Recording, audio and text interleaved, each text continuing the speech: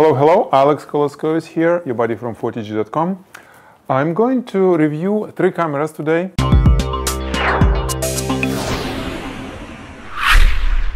It's all about my personal opinion about those cameras, okay? The personal opinion of a studio product photographer. So we shoot in the studio, we use artificial lighting, we rarely use autofocus and so on. So I'll be reviewing those cameras from this standpoint. Hasselblad H1D, okay, mirrorless, medium format, 50 megapixel camera. Another one, medium format Fuji GFX. The same sensor, 50 megapixel Sony sensor, quite different software inside, and as you can see, quite different body and controls and everything. So we're gonna test these cameras. And the last one is Sony A7r Mark III, the latest release from the Sony, the most expensive Sony 35mm camera. Why I'm testing them together? Because Sony has some feature that will let me to test them against medium format cameras. Even though it's slightly less megapixel, the resolution is 41 or 42 megapixel vs 50 or even 51. However, Sony has it's not multi-shot, that used to be multi-shot on A7r and Hasselblad.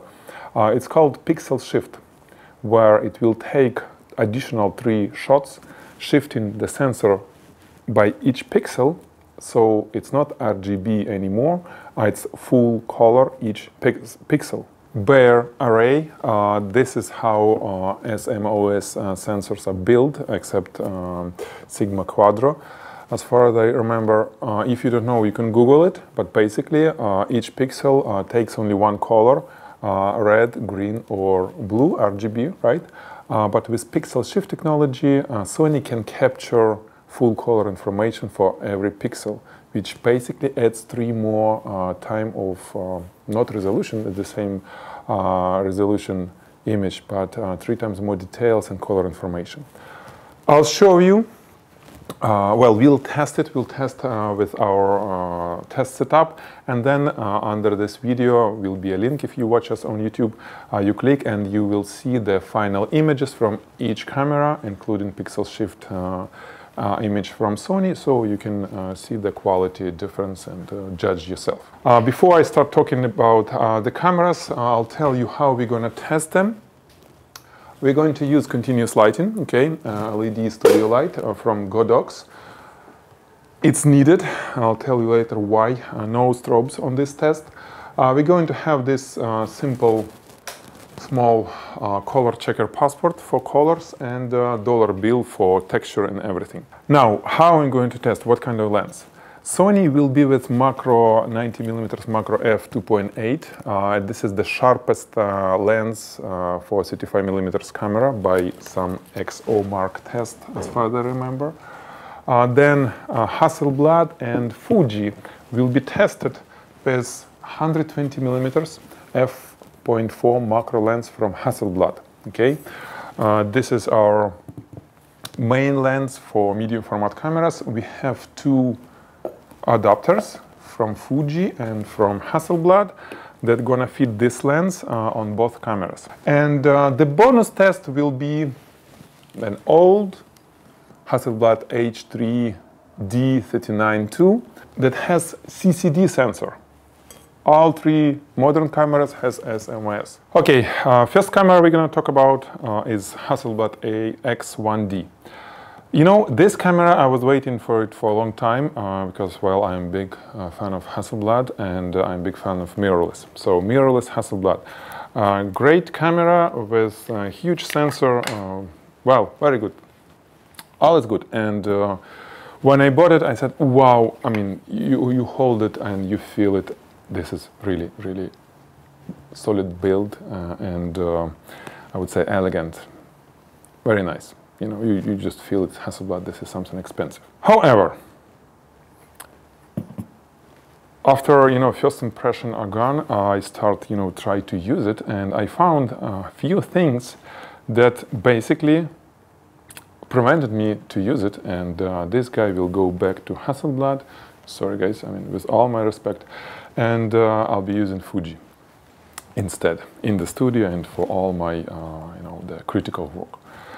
So why? Two things that stop me to use it. There is no mechanical shutter release, remote shutter release. No way that I can connect, for example, this is the cord that I used to use with my old Hasselblad. I click it and it immediately takes picture. With the mirrorless cup, there is just, you know, you click and it's there. There is no such thing for this camera. Yes, I can trigger it with focus software. When I connect it, there is a USB-C connector.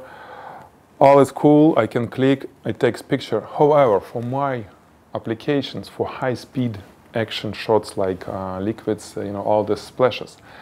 In many cases, I connect a remote trigger, let's say laser trigger, that triggers the camera when something flies and you know, across the laser beam. And we're talking about milliseconds. It should be a very precise moment when it triggers to catch the picture that we're looking for.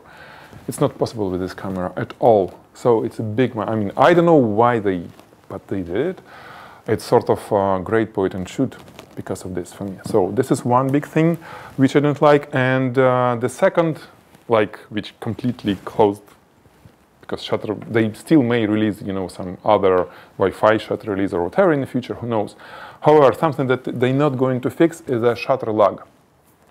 There is slight delay between pressing the shutter and the click when camera takes a picture. I don't know. There are, if you look, if you search for this online, you will find some tests. It's less than a second. It's some fraction of a second. However, it's enough for me not to catch splash at exact moment, because it should be instantaneous shutter release when I press. Well, there is not much to press, but even this button. Without it, I remember what stopped me to use Sony. For splashes, I used to use old Hasselblad, exactly the same reason. There is a slight delay. I don't know why they have it, considering there is no shutter in the body. It's only in the lens. It's the same lens that works with this camera, with zero shutter release lag, right? And the same lens on this camera gives us the slight delay, which of course it's not coming from the lens. Let me set it there. It's not coming from the lens, it's coming from the camera. They're explaining that they closing aperture blades and here and there, but that's not the reason to have such thing. So let's turn it on. Actually, it takes time to turn on. Well, it just went off. So it's about 5, 6, maybe 7, maybe 10 seconds before camera is live after you press the power button. And right now, let's talk about our Fuji camera. Now, Fuji GFX. So the main competitor for this Fuji is our Hasselblad, right?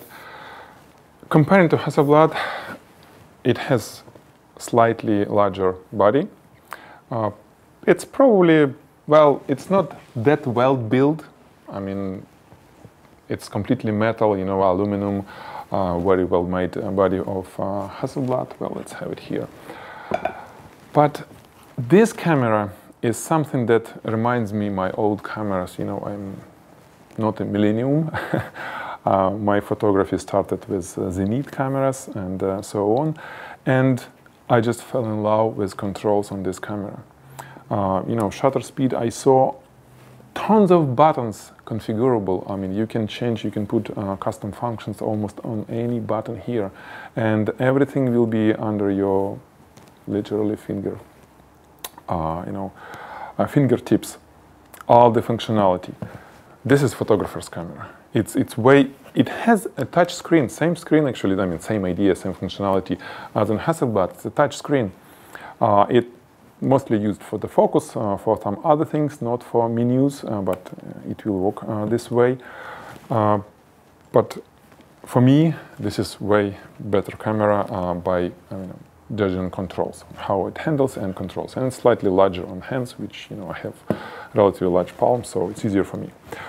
Big pluses on Fuji. So controls, I already told you. It has built-in shutter, so focal plane shutter, which is inside the camera, which means why this is important, why this is that important for me as a studio product photographer. I have a view camera. It's Cambo Ultima D camera, great camera for, well, if you know what I'm talking about, it's a camera with bellows. It looks like an old camera. It gives me a full control of, the focusing, tilt shift, all that things that can be done only with view camera. I can use Fuji on that camera because it has a shutter inside, and I can easily, because I already did it for Sony, I can easily adopt bellows to accept Fuji lens mount and use it on the view camera because it has shutter. With this guy, it's impossible. It's not going to take pictures without the lens at all. There is no functionality, there is no menu to turn on shutter release without lens. On Fuji, there is menu item where I can set it on and it will take pictures without the lens. With view camera, the lens is completely detached. There is no electronic or, well, there is physical connection through bellows, but no electronic connection between the lens and the camera. And lens can be actually any lens without shutter, any lens, even lens from enlargement, the photo enlargement equipment. And this is a big plus. This was my plan, because why these cameras are here? They're supposed to replace this one. Okay, here I can detach digital back, mount it on the view camera, and have fun with it. And it's just old, so it should be replaced. This guy, Hasselblad, cannot replace it. Second, flip screen. Boom, it's a big plus. Maybe not in the studio, because we shoot tethered, and in many cases we can use HDMI to get output on external monitor from both cameras. However, when I take camera outside, this is really cool thing. This is something that turned me off from the Canon to Sony a few years ago. Because with the Sony, when I start using flip screen outside, shooting nature, it's just way more easier to shoot from strange angles. And here we go, we have it on this camera. Then the cool thing, it's not the critical, but really cool thing, that the viewfinder can be detached and you can put different accessories here. There are angle finders sort of that can turn this vertically. I'm sure they can release, Fuji can release all kind of different accessories. This is actually similar to Sony, right? Sony has some specific connector on a hot shoe. And this is really cool. On Hasselblad, it's just a regular connector with 5 pins for the speed light. Okay, so this is really cool about the camera. What I not liking, the only thing that I don't like is the slow shutter speed. X-Sync, sorry. Shutter speed actually is really cool. It can go up to 1600 of a second. With electronic shutter, it can go up to 1600. This can go up to 1/10,000 of a second. Not a big deal, but still. So X-Sync on this camera is limited to 1/2500 of a second, which is lower than most of DSLRs. On 35mm DSLR, it's either 1/200 or 250 of a second. So it's not a super big deal. I can shoot at 125 shutter speed at studio, and well, I rarely shoot with open aperture, so it's not a big deal. However, even this can be I can overcome with these lenses. What's cool about this adapter, this is Fujifilm to HS to Hasselblad lens adapter, that when I use it, and when I use it with the Hasselblad lens, I can turn on inside the menu of the camera, I can turn on lens shutter. So instead of in camera shutter, I can use lens shutter. And this way it can go up to 1,000th of a second shutter speed, X-Sync. Leave shutter in the lens. And since I have lenses for the Hasselblad, wow, I can use it here and enjoy the beautiful X-Sync of 1,000th of a second. This is why this camera will be with me, and this will go back to the store. Okay, and the last one, let's talk about Sony. Sony A7R III. Okay, a little brother comparing to these big guys, this is the newest version. They fixed most of the things that I was missing personally. I was missing in Sony A7R II. What's really cool? Just not everything, just few features that were important for me. 2 cards, right? Now it takes 2 SD cards, which is really cool. Also, it has a larger battery.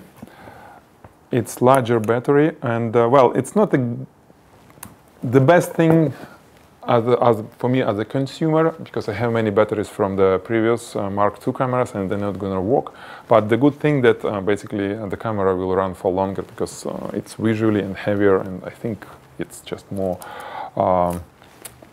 capacity of the battery. Then they fixed autofocus. It's way better on tracking. It has more phase 1 detection points. And I didn't test this. I'm not going to use it in the studio, but outside probably we'll use it and we'll enjoy. So it's a big plus. And then things like, they added little things like, for example, X-Sync terminal, meaning that eventually we have a terminal to connect to external strobes or to the trigger. Not only on a hot shoe. Sometimes I need to mount something different on a hot shoe, and I was missing the link to external strobes. This is beautiful way to connect if I need to connect it, wired or somehow. And the main thing, the best thing they add, that pixel shift. I already told you about that pixel shift. We're going to see in action in in 10 seconds. We jump in on the section when we're going to shoot it, and I'll show you the difference, what it gives comparing to a single shot.